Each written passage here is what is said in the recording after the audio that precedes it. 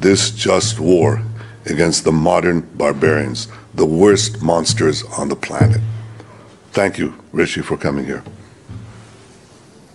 Well, Prime Minister, thank you for your warm words and for welcoming me to Israel. I'm just sorry to be here in such terrible circumstances. In the last 2 weeks, this country has gone through something that no country, no people should have to endure, least of all Israel, which has lived through some of the most awful scenes, the spectre of violence and terrorism every day of its existence. And I want to share the deep condolences of the British people and stress that we absolutely support Israel's right to defend itself in line with international law, to go after Hamas, to take back hostages, deter further incursions, and to strengthen your security for the long term. Now, I know that you are taking every precaution to avoid harming civilians, in direct contrast to the terrorists of Hamas, which seek to put civilians in harm's way.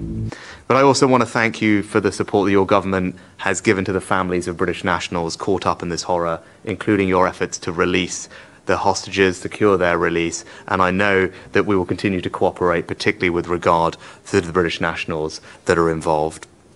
Can I also say that we have seen the scenes over the past day that have shocked all of us, particularly at the hospital, and we mourn the loss of every innocent life, civilians of every faith, every nationality who have been killed. And we also recognise that the Palestinian people are victims of Hamas too. And that is why I welcome your decision yesterday that you took to ensure that routes into Gaza will be opened for humanitarian aid to enter. I'm glad that you made that decision. We will support it. We're increasing our aid to the region, and we will look to get more support to people as quickly as we can.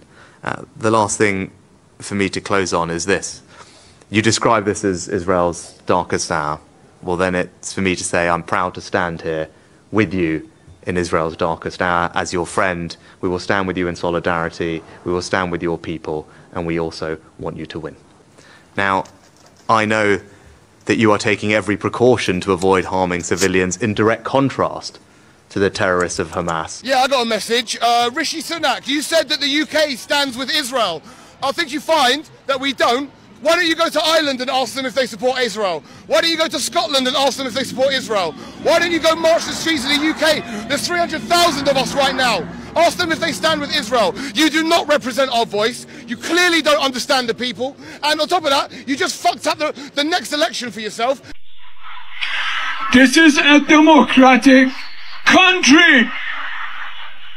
And our Prime Minister goes over there and stands next to someone who has murdered 5,000 people, innocent people, children and families in 10 days. Who has displaced millions of people in 10 days? He hawks them. He stands to the people who call us animal people. He is educated here.